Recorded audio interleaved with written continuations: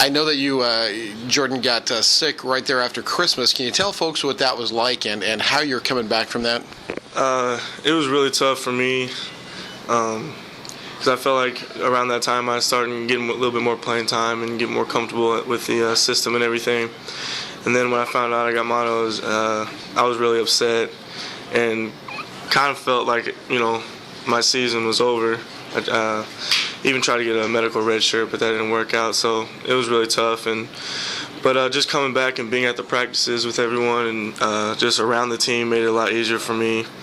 And, just coaches always checking up and on me and stuff like that. It made me feel a lot better. And I'm just glad to be back. So. Well, it's got to be a little unnerving. As a freshman, you don't really know what to expect in college basketball anyway. But what were your thoughts as you were sitting watching the rest of the team play and you couldn't? It was really tough. I'd never gone through anything like that in high school. I'd never really gotten injured or anything. So for it to be my freshman year in college, it was bittersweet because at least I can get it out the way. It's not like my senior year missing a whole month of basketball, so that was good. But it was still tough at the same time. But I think it helped me a little bit become more vocal on the bench and really be more in tune to the game. So I kind of took a positive away from it. Yeah, I don't know a lot about mono. Did you learn anything about what causes it, or obviously you went through it, but did you find out about it? The doctor, they said it's actually a really weird disease, or not disease, but illness. It's a virus, and there's really no clear cause of it. So, my roommate had it too, Dylan. So I'm not sure if we gave it to each other somehow I don't drink after people, but maybe just living in the same coughing or something like that. But it definitely just shuts your whole system down for about a week or so. Like the first few days I had it, I didn't get out of bed. So it's really tough. And, you just feel real tired and stuff like that. So, and the reason why you can't play is because it makes your spleen enlarge. So if you get any blow to your stomach or anything, that's a risk that you're taking. So. Jordan Lewis is our guest, and how are you? If you could give yourself a percentage, how far you are, close to 100%, where would you rate yourself? I would say pretty close up there. I'm probably, I'm a little more out of shape than I was before I got sick. I'd probably say in the maybe 80s or something like that, but I feel pretty good. So.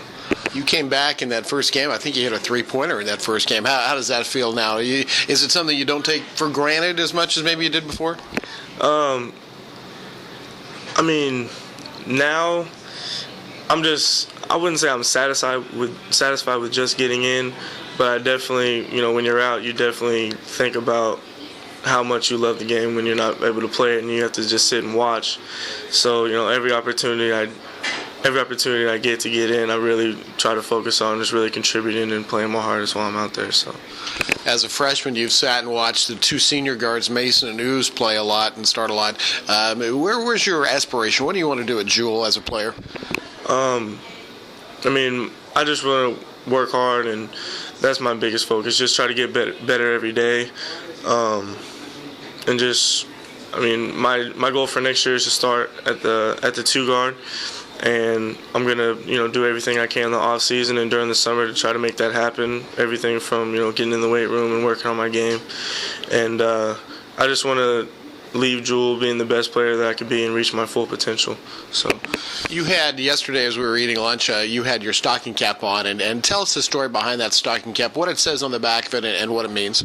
I get this question a lot, but the back of it says IBTB, and I actually wear it on the back sometimes. It's meant to go on the front, but so many people ask me about it, so I just wear it on the back and put a hood up sometimes. So, but my dad coaches. He coached me in basketball, and he coached my little brother too. He's 12, and my brother's team, when he first made it, is called IBTB Elite, and what it stands for is it's bigger than basketball.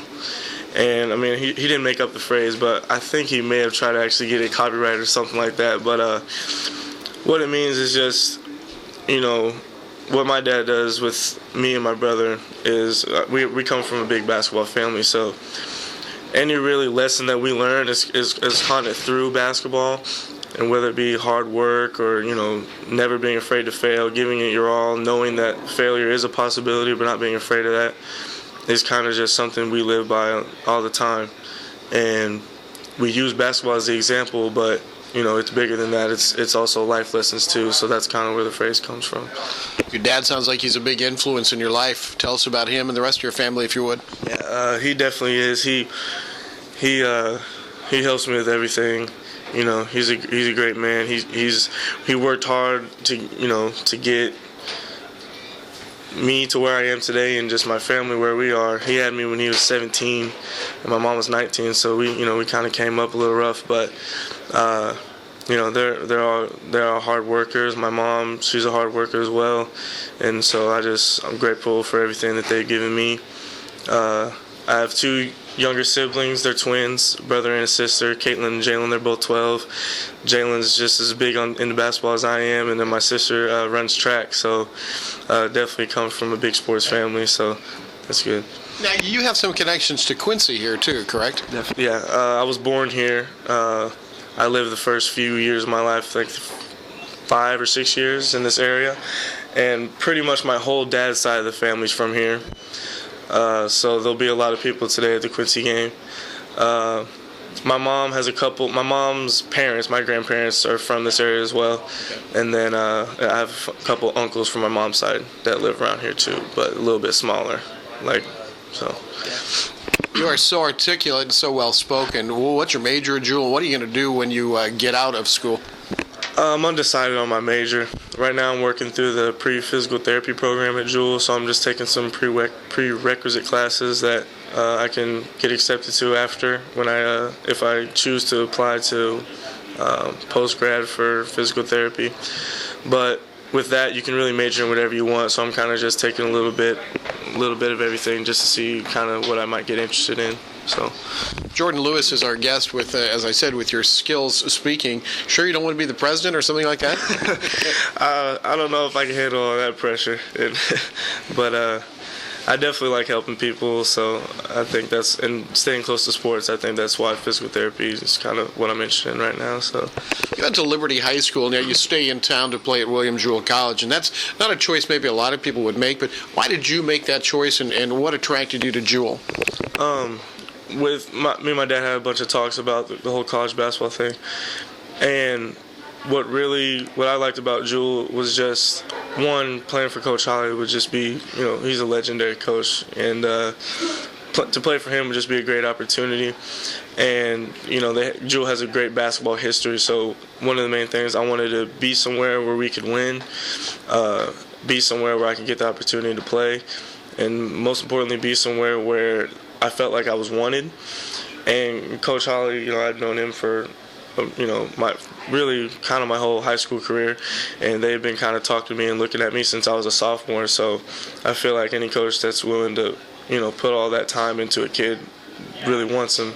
So that was the biggest thing for me. I just felt like it was kind of always my gut feeling. When you were at Liberty High School, did you play any other sports? I played football my freshman year, and I played in Pop Warner for like 6 years before that, and then quit for 2 years. And I was really good at football for a while. I thought that was going to be my sport. And when I quit for 2 years, I just really, that's when I just really developed, my love for basketball. So I tried to go back and play football again just because my dad wanted me to, just try it out, and I just didn't really like it anymore. I mean, we practiced all summer for 6 games, and I lost my desire for it. So, Jordan, with all the people coming in to see you play today, what's the perfect end to your day today? Well, most importantly, get a win. If I can just get in there, maybe score a couple buckets and just play my hardest out, that would be, good enough for me. So, Jordan Lewis has been our guest. It's the HyVee Halftime Report, and we're back after this.